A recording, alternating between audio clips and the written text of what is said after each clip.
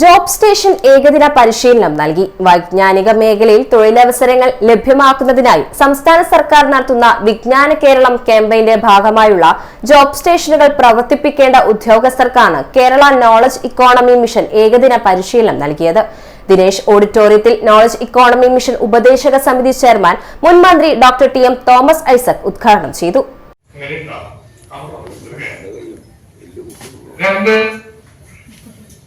ഇപ്പൊ നമ്മുടെ ഇവിടെ പറഞ്ഞതുപോലെ രജിസ്റ്റർ ചെയ്തപ്പോ മറന്നുപോയി, അതിനകത്തൊന്നും ഫോളോ അപ്പ് ഒന്നും വന്നില്ല. ഇപ്പൊ ഓർമ്മിച്ചിട്ടില്ല. ആൾക്കാർക്ക് ഇങ്ങനെ ഇവിടെ ഡീറ്റെയിൽസില് അന്നത്തെ ആപ്പിലോഡ് ചെയ്ത് പോയി കാണും. ഡിജിറ്റൽ വർക്ക് ഫോഴ്സ് മാനേജ്മെന്റ് സിസ്റ്റത്തിൽ രജിസ്റ്റർ ചെയ്ത തൊഴിലാളികൾക്കുള്ള പ്രാദേശിക തല സഹായ കേന്ദ്രമാണ് ജോബ് സ്റ്റേഷനുകളെന്ന് അദ്ദേഹം പറഞ്ഞു. നോളജ് ഇക്കോണമി മിഷൻ ജനകീയ പ്രസ്ഥാനമാക്കി മാറ്റണം. ജില്ലാതലത്തിൽ തൊഴിൽ മേളകൾ സംഘടിപ്പിക്കണം. കോളേജ് വിദ്യാർത്ഥികൾക്ക് ജോലി സാധ്യത മെച്ചപ്പെടുത്താൻ നൈപുണി പരിശീലനം നൽകണം. കോളേജ് വിദ്യാർത്ഥികൾക്ക് പൂർവ്വ വിദ്യാർത്ഥികളിലൂടെ മെന്ററിംഗ് നൽകാനായാൽ അത് വലിയ മാറ്റമുണ്ടാക്കുമെന്നും അദ്ദേഹം കൂട്ടിച്ചേർത്തു. കില ജില്ലാ ഫെസിലിറ്റേറ്റർ കെ.പി. രത്നാകരൻ അധ്യക്ഷത വഹിച്ചു.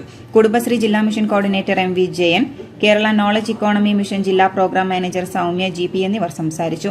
Kerala knowledge economy mission director doctor P S. Sreekala ഓൺലൈനായി അഭിസംബോധന ചെയ്തു. കിലിയുടെ സഹായത്തോടെ നടത്തിയ പരിശീലനത്തിൽ ബ്ലോക്ക് പഞ്ചായത്തുകളിൽ നിന്നും നഗരസഭകളിൽ നിന്നും കോർപ്പറേഷനുകളിൽ നിന്നുമുള്ള ഉദ്യോഗസ്ഥർ പങ്കെടുത്തു.